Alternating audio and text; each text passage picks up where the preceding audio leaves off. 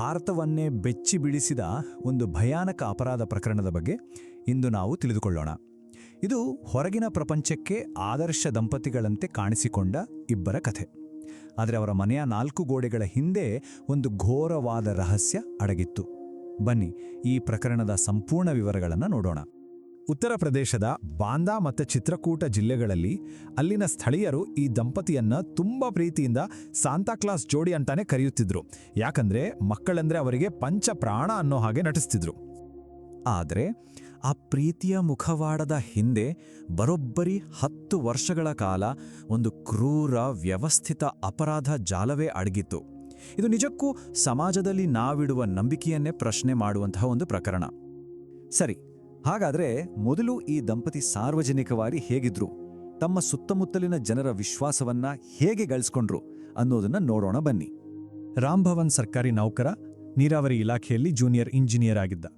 ಹಾಗಾಗಿ ಸಮಾಜದಲ್ಲಿ ಒಳ್ಳೆ ಗೌರವ ಇತ್ತು. ಇವರಿಬ್ಬರು ಎಲ್ಲರ ಹತ್ತಿರ ತುಂಬಾ ಸೌಜನ್ಯದಿಂದ ಮಾತಾಡ್ತಿದ್ರು. ಇವರಿಗೆ ಸ್ವಂತ ಮಕ್ಕಳಿರಲಿಲ್ಲ.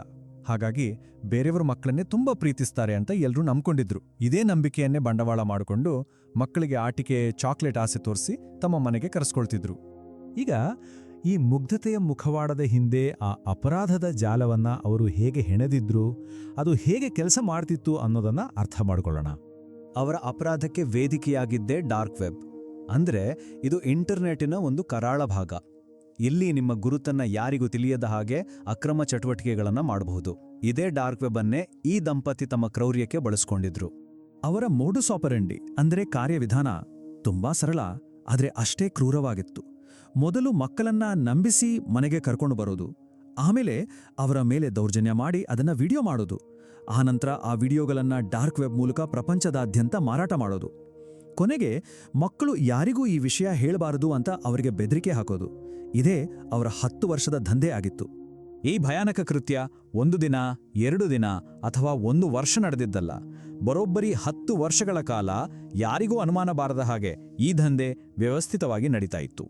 ಈ ಒಂದು ದಶಕದ ಸಮಯದಲ್ಲಿ ಅವರು ಸೃಷ್ಟಿಸಿ ಮಾರಾಟ ಮಾಡಿದ ವಿಡಿಯೋ ಮತ್ತು ಫೋಟೋಗಳ ಸಂಖ್ಯೆ ಕೇಳಿದ್ರೆ ನೀವು ಆಘಾತಕ್ಕೊಳಗಾಗ್ತೀರಾ.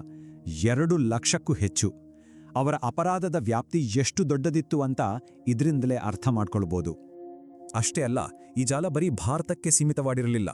ಅಮೆರಿಕ, ಚೀನಾ, ಬ್ರೆಜಿಲ್ ಸೇರಿದಂತೆ ಜಗತ್ತಿನ 47 ಬೇರೆ ಬೇರೆ ದೇಶಗಳಲ್ಲಿ ಇವರ ಕಂಟೆಂಟ್ಗೆ ಖರೀದಿದಾರರಿದ್ದರು.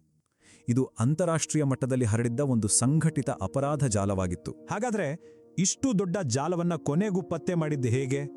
ಇದು ಸಾಧ್ಯವಾಗಿದ್ದು ಅಂತಾರಾಷ್ಟ್ರೀಯ ತನಿಖಾ ಸಂಸ್ಥೆಗಳ ಸಹಕಾರದಿಂದ. 2020 ಅಕ್ಟೋಬರ್ ತಿಂಗಳಲ್ಲಿ ಇಂಟರ್ಪೋಲ್ ಸಂಸ್ಥೆಗೆ ಡಾರ್ಕ್ ವೆಬ್ನಲ್ಲಿ ಭಾರತದಿಂದ ಒಂದು ಅನುಮಾನಾಸ್ಪದ ಚಟುವಟಿಕೆ ನಡೀತಿರೋದು ಗೊತ್ತಾಗುತ್ತೆ. ಅವರು ತಕ್ಷಣ ಸಿಬಿಐಗೆ ಮಾಹಿತಿ ಕೊಡ್ತಾರೆ.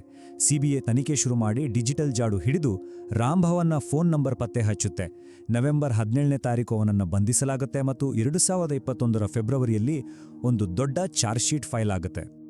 ರಾಮ್ ಭವನ್ನ ಬಂಧನದ ನಂತರ ಸಿಬಿಐಗೆ ಸಿಕ್ಕಿದ ಸಾಕ್ಷ್ಯಗಳು ಈ ಪ್ರಕರಣದ ಭಯಾನಕತೆಯನ್ನ ಇಡೀ ಪ್ರಪಂಚದ ಮುಂದೆ ತೆರೆದಿಟ್ಟವು. ಸಿಬಿಐ ಅಧಿಕಾರಿಗಳು ಮನೆ ಮೇಲೆ ದಾಳಿ ಮಾಡಿದಾಗ ಅವರಿಗೆ ಸಿಕ್ಕಿದ್ದು ಬರೀ ಮೊಬೈಲ್ ಫೋನ್ಗಳು, ಲ್ಯಾಪ್ಟಾಪ್ಗಳು, ಕ್ಯಾಮೆರಾಗಳು ಮತ್ತು ಹಾರ್ಡ್ ಡಿಸ್ಕ್ಗಳ ರಾಶಿಯೇ.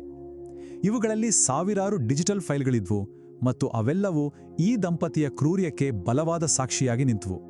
ಇಡೀ ಪ್ರಕರಣದಲ್ಲಿ ರಾಮ್ ಭವನ್ ಪತ್ನಿ ದುರ್ಗಾವತಿಯ ಪಾತ್ರವು ಬಹಳ ಮುಖ್ಯ. ಮೊದಲು ಅವಳು ತನ್ನ ಗಂಡನೇ ಸುಳ್ಳು ಕೇಸ್ನಲ್ಲಿ ತನ್ನನ್ನು ಸಿಕ್ಕಿಸ್ತಿದ್ದಾನೆ ಅಂತ ಹೇಳಿ ಜಾಮೀನು ಕೂಡ ಪಡ್ಕೊಂಡ್ಳು. ಆದರೆ ತನಿಖೆ ಮುಂದುವರೆದ ಹಾಗೆ ಅವಳು ಕೂಡ ಈ ಅಪರಾಧದಲ್ಲಿ ಸಕ್ರಿಯವಾಗಿ ಭಾಗಿಯಾಗಿದ್ದು, ಸಾಕ್ಷ್ಯಗಳನ್ನು ನಾಶಪಡಿಸಲು ಪ್ರಯತ್ನಿಸಿದ್ದು ಮತ್ತು ಸಂತ್ರಸ್ತರಿಗೆ ಬೆದರಿಕೆ ಹಾಕಿದ್ದು ಕೂಡ ಸಾಬೀತಾಯಿತು. ಇಷ್ಟೆಲ್ಲ ಸಾಕ್ಷ್ಯಾಧಾರಗಳ ಆಧಾರದ ಮೇಲೆ ನ್ಯಾಯಾಲಯ ಈ ಪ್ರಕರಣವನ್ನ ಅತ್ಯಂತ ಗಂಭೀರವಾಗಿ ತೆಗೆದುಕೊಂಡು ಒಂದು ಐತಿಹಾಸಿಕ ತೀರ್ಪನ್ನ ನೀಡಿತು. ಕೋರ್ಟ್ ಈ ಪ್ರಕರಣವನ್ನ ಅಪರೂಪದ ಪ್ರಕರಣ ಅಂತ ಪರಿಗಣಿಸಿತು. ಇದರರ್ಥ ಈ ಅಪರಾಧದ ಕ್ರೌರ್ಯ ಎಷ್ಟೊಂದು ಘೋರವಾಗಿತ್ತಂದ್ರೆ ಇಂತಹ ಅಪರಾಧಿಗಳು ಬದಲಾಗುವ ಯಾವುದೇ ಸಾಧ್ಯತೆಯೇ ಇಲ್ಲ ಅಂತ ನ್ಯಾಯಾಲಯ ಬಲವಾಗಿ ಅಭಿಪ್ರಾಯಪಟ್ಟು. ಈ ದಂಪತಿಯ ಮೇಲೆ ಭಾರತೀಯ ದಂಡ ಸಂಹಿತೆ ಅಂದ್ರೆ IPC, ಮಕ್ಕಳ ಮೇಲಿನ ಲೈಂಗಿಕ ದೌರ್ಜನ್ಯ ತಡೆ ಕಾಯ್ದೆ, ಪೋಕ್ಸೋ ಮತ್ತೆ ಇನ್ಫಾರ್ಮೇಷನ್ ಟೆಕ್ನಾಲಜಿ ಆಕ್ಟ್ ಅಡಿಯಲ್ಲಿ ಕ್ರಿಮಿನಲ್ ಪಿತೂರಿ, ಮಕ್ಕಳ ಮೇಲಿನ ದೌರ್ಜನ್ಯ ಮತ್ತು ಅಶ್ಲೀಲ ವಸ್ತುಗಳ ವಿತರಣೆಯಂತಹ ಗಂಭೀರ ಆರೋಪಗಳನ್ನು ಹೊರಸಲಾಗಿತ್ತು. ಮತ್ತು ಕೊನೆಗೆ ಫೆಬ್ರವರಿ 20, 2024ರಂದು ವಿಶೇಷ ನ್ಯಾಯಾಲಯವು ರಾಮ್ ಭವನ್ ಮತ್ತು ದುರ್ಗಾವತಿ ಇಬ್ಬರಿಗೂ ಮರಣದಂಡನೆ ಶಿಕ್ಷೆಯನ್ನೇ ವಿಧಿಸಿತು. ಇದು ಈ ಪ್ರಕರಣದ ಗಂಭೀರತೆಗೆ ತಕ್ಕನಾದ ತೀರ್ಪಾಗಿತ್ತು. ಈ ಪ್ರಕರಣ ಕೇವಲ ಒಂದು ಅಪರಾಧದ ಕಥೆಯಾಗಿ ಉಳಿಯಬಾರದು. ಇದು ಇವತ್ತಿನ ಡಿಜಿಟಲ್ ಜಗತ್ತಿನಲ್ಲಿ ನಾವು ಎದುರಿಸಿರುವ ಸವಾಲುಗಳ ಬಗ್ಗೆ ನಮ್ಮೆಲ್ಲರಿಗೂ ಗಂಭೀರವಾದ ಪಾಠವನ್ನ ಕಲಿಸ್ತಿದೆ. ಈ ಪ್ರಕರಣದಿಂದ ನಾವು ಕಲಿಯಬೇಕಾದ ಪ್ರಮುಖ ಪಾಠಗಳು ಕೆಲವಿವೆ. ಮೊದಲನೇದಾಗಿ, ಘೋರ ಅಪರಾಧಿಗಳು ಕೂಡ ನಮ್ಮ ಹಾಗೆ ಸಾಮಾನ್ಯರ ಮುಖವಾಡ ಹಾಕ್ಕೊಂಡು ನಮ್ಮ ನಡುವೆಯೇ ಇರಬಹುದು. ಎರಡನೇದಾಗಿ, ಡಾರ್ಕ್ ವೆಬ್ನಂತಹ ತಂತ್ರಜ್ಞಾನಗಳು ಅಪರಾಧವನ್ನ ಜಾಗತಿಕ ಮಟ್ಟಕ್ಕೆ ಹೇಗೆ ಕೊಂಡೊಯ್ಯಬಲ್ಲವು ಅನ್ನೋದನ್ನ ಇದು ತೋರಿಸ್ಕೊಟ್ಟಿದೆ. ಕೊನೆಯದಾಗಿ, ಮಕ್ಕಳ ಸುರಕ್ಷತೆ ಅನ್ನೋದು ಕೇವಲ ಪೋಷಕರ ಜವಾಬ್ದಾರಿಯಲ್ಲ, ಅದು ಇಡೀ ಸಮಾಜದ ಜವಾಬ್ದಾರಿ ಅನ್ನೋದನ್ನ ಇದು ನಮಗೆ ನೆನಪಿಸುತ್ತೆ. ಕೊನೆಯದಾಗಿ, ಈ ಪ್ರಕರಣ ನಮ್ಮೆಲ್ಲರ ಮುಂದೆಯೂ ಒಂದು ದೊಡ್ಡ ಪ್ರಶ್ನೆಯನ್ನ ಇಟ್ಟು ಹೋಗಿದೆ. ತಂತ್ರಜ್ಞಾನ ಇಷ್ಟೊಂದು ವೇಗವಾಗಿ ಬೆಳೆಯುತ್ತಿರುವ ಈ ಜಗತ್ತಿನಲ್ಲಿ ಸಮಾಜದ ಅತ್ಯಂತ ದುರ್ಬಲರಾದ ಮಕ್ಕಳನ್ನ ಇಂತಹ ಕ್ರೂರ ಅಪಾಯಗಳಿಂದ ನಾವು ರಕ್ಷಿಸುವುದು ಹೇಗೆ? ಈ ಬಗ್ಗೆ ನಾವೆಲ್ಲರೂ ಆಳವಾಗಿ ಯೋಚನೆ ಮಾಡಬೇಕಿದೆ.